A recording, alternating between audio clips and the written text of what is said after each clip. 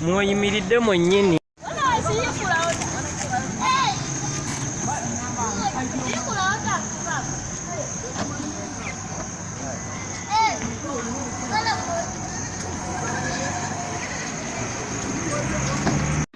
Senta yaffe abaana 8 ne bayitira mu first grade, abasigadde ne bayitira mu second grade.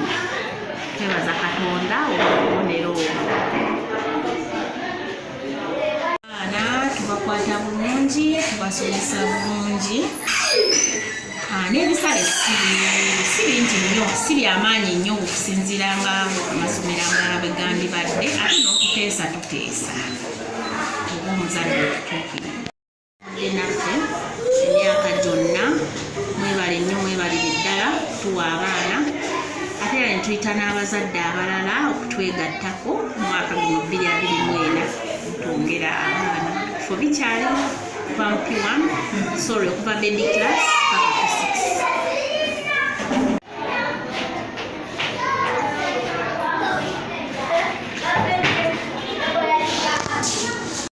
Mu senta mu town n'okkirira gye bayita Serado Road, tuli opposite Seta Parents.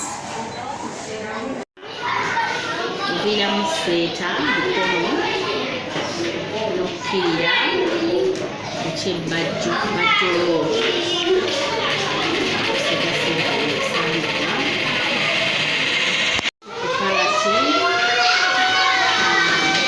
Omuzadde atera nnyo oganza omwana mutwale mu kisulo n'akaseera ke babeera nako mu luwummula olabanga oli akugaba ne babaddamu buli okusoma abaana bakomewo eyo. So abazadde balabika babejjeeko nnyo obuvunaanyizibwa muza mu nsonga y'okunoonya ssente n'ebyokukozesa awaka.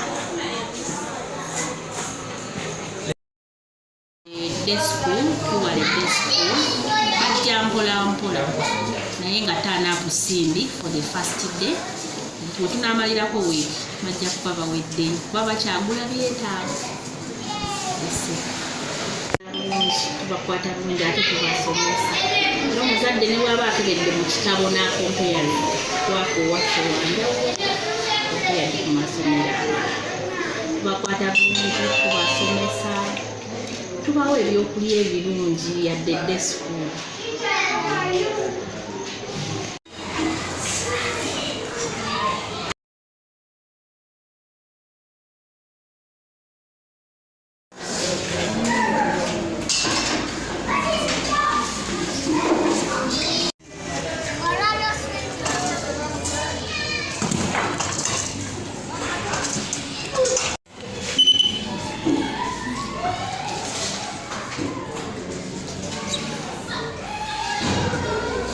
Josephine Nabukeera Mudirwa, head teacher,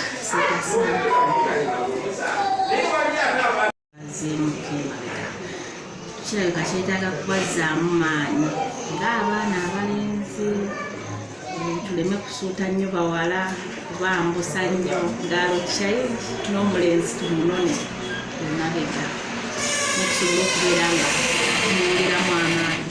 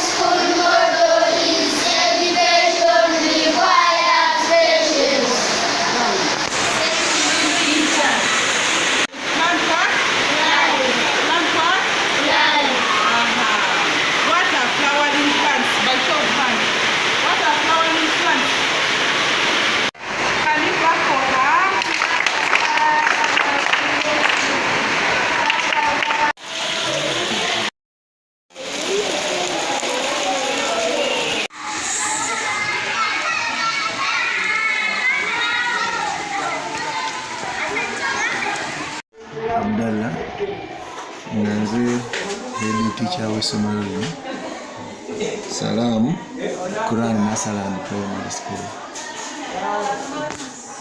Ali mkuwa nnyo abaana bakaripotinga abaana 8 ku baana betusuubira 3 mu 8 twatuuza abaana 11 mu mwaka oguwedde nga gwandibadde omwaka gwaffe ogwokubiri tuuza abaana ba PLP netufuna first grade 2 netufuna second grade 5 n'abaana 4 ne bayitira mu third grade.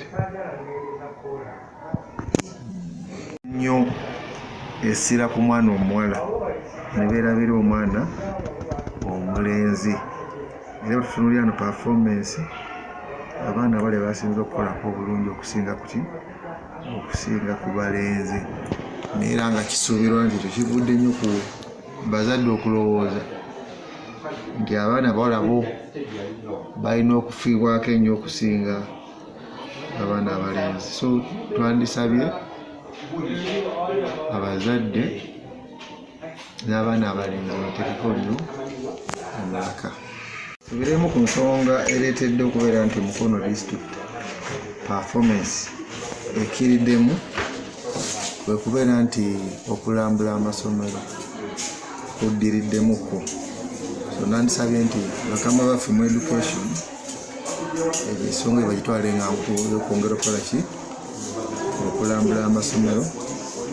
N'ekyokubiri ndowooza obwavu bulabika nga bukudde ejjembe buli wamu nabwo nsuubira nti buleese okubeera nti okusoma kuddira kubanga bwetunulira mu likodi wano eza kusasula kw'abaana bangi baleka amabanja ekitegeeza nti embeera si ya mulembe mu bigambo byenfuna.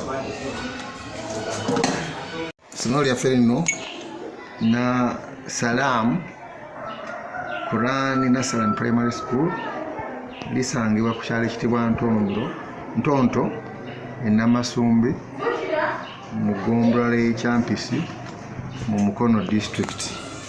Nkubiriza abazadde okutwongera abaana mutuwa abaana essomero lino tusambisa amagulu 2 tusomesa Quran ne secular education. Tukyalina ebifo bingi tusaba abazadde abeetoolodde ekitundu kino mutwongera abaana. Amanya gange Yusuf Lukwago, Director w'essomero Salaam Quran Nursery and Primary School. Essomero lino lisangibwa Namasumbi mu kyalo kye bayita Ntonto mu Ggombolola y'e Kyampisi era Mukono district. Tudde olusoma luno lwataamu eno esooka omwaka 2024 tuli tukola naye lwakuba nti tukyasanzeemu okusoomoozebwa eri abayizi bakyali batono naye ndowooza obuzibu buli ku bazadde olw'okuba nti tebanakutwala walyawo okusomesa abaana ng'ekintu ekikulu. Balowooza nnyo nti abaana batuuka mu gundi basooke balime kati bakyasambula gye banasiga ebijanjaalo nabizibu ebityo. So kifudde abaana okuba nga ttaana ku kisaali tono so nga ate ffe tulowooza nti okusoma okuba nga kutuuse abantu bonna babeere nga bajjumbidde bajje basome kubanga syllabus yo olunaku olutandika okusoma ne syllabus otali kukola ki okutambula. Njagala okubuuza abazadde okusobola okuba nga baleeta abaana basobole okusoma bafune ekyo bateekeddwa okuba nga basoma. Nebaza Katonda nti omwaka oguwedde twatuuza ekibiina ekyomusanvu era twasobola okulandala obulungi abaana baffe ne bayita. So kitusebaza Katonda era tukola ekintu ekyo wamu n'abasomesa bange mbeebaza olw'omulimu gwe bakola okusomesa abaana baffe okusobola okuba nga basobola okuba nga bayise okufuna abayitire mu ddaala esooka 2 n'abalala bayita mu ddaala eryokubiri bwetyo mu ddaala bwe twakola ki. So ekyo tusebaza Katonda era abasomesa abo tubeebaza. Neebaza n'abazadde abateekayo amaanyi okulaba nga baweerera abaana. Ku mulundi guno nakirabye ewange ndowooza nagala kitunula nga gundi yonna nti abaana abawala ku omulundi guno babadde b'amaanyi kubanga omwana yasinze abasinze okukola ewange bonna babadde bawala, so nekitunuulira nti abaana abawala bataddemu amaanyi. Babega edda batumiranga nti abaana abawala si ba mugaso era nga tebagala kubaweerera, naye olwaleero abaana abawala bakusa ab'omugaso ate bakola ebintu ebiriyo ebya ddala. So njagala okwebaza abazadde b'abaana abo kubanga bafaayo ate nga tebalina nnyo ssente, baali bamufuna mpola naye ne beewayo okulaba nga batuusa abaana baabwe obuwanguzi bwe batuukako nga bakwatibwa n'abasomesa.